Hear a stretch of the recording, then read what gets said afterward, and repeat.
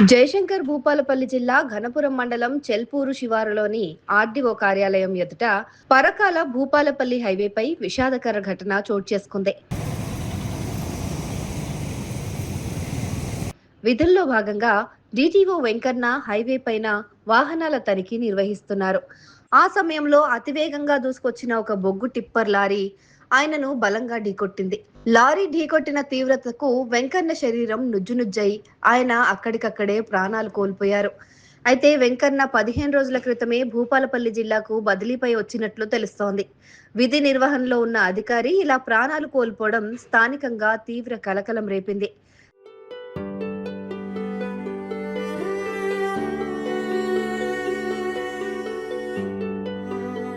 ఈ ఘటనపైన సమాచారం అందుకున్న పోలీసులు వెంటనే ఘటనాస్థలికి చేరుకుని దర్యాప్తు ప్రారంభించారు. ప్రమాదానికి కారణమైన టిప్పర్ లారీ డ్రైవర్ను పోలీసులు అదుపులోకి తీసుకుని విచారిస్తున్నారు. ఈ ప్రమాదం వెనుక ఏమైనా కుట్ర ఉందా అనే కోణంలో ఆరా తీస్తున్నారు. అందరికీ నమస్కారం. సో మీ అందరికి తెలిసిందే, ఈరోజు మార్నింగ్ 9:30కి మనకు చెల్పూర్లో దగ్గర ఉన్న రీజనల్ ట్రాన్స్పోర్ట్ ఆఫీస్ ఏదైతే ఉందో దాని ముందు ఒక యాక్సిడెంట్ జరిగింది. ఆ యాక్సిడెంట్లో మన డిస్టిక్కి సంబంధించిన డిస్టిక్ ట్రాన్స్పోర్ట్ ఆఫీసర్ అయిన వెంకన్న గారు మృతి చెందడం జరిగింది. సో ఆ ఇన్సిడెంట్ ఎలా జరిగింది అంటే సీన్ ఆఫ్ అఫెన్స్ దగ్గర మన డిటిఓ గారు ఒక హార్వెస్టర్ని సీజ్ చేశారు. సీజ్ చేసి అది తన ఆఫీస్లోకి తీసుకెళ్తున్నారు. సో దానికి సంబంధించి అతని కార్ ఆర్టీఓ ఆఫీస్ ముందు పార్క్ చేసుకొని ఎదురుగా వస్తున్న వెహికల్స్ని ఆపుతూ ఈ హార్వెస్టర్స్ని లోపలికి పంపించే ప్రయత్నంలో ఒక కోల్ లారీ, అది మన జెన్కోకి కోల్ని తీసుకొని వస్తుంది తాడిచెర్ల దగ్గర నుంచి. సో ఆ లారీ ఏంటి అంటే ఆ డ్రైవర్ స్పీడ్ కంట్రోల్ కాక ప్రజెంట్ అనుకుంటుంది ఏంటంటే maybe mechanical failure or break failure అయి ఉండొచ్చు అనుకుంటున్నాము.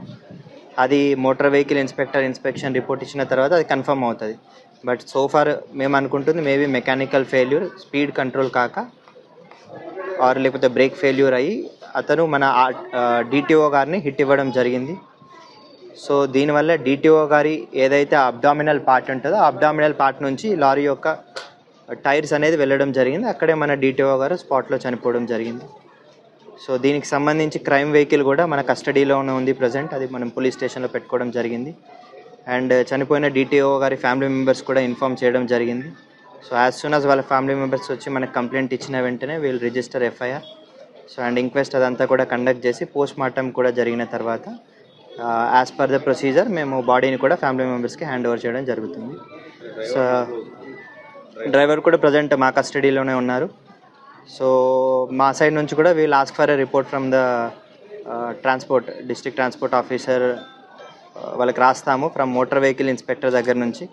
అది నిజంగా బ్రేక్ ఫెయిల్యూరా లేదు అంటే it's because of negligence of driver అనేది కూడా మేము అందులో కన్ఫర్మ్ చేసుకోవడం జరుగుతుంది.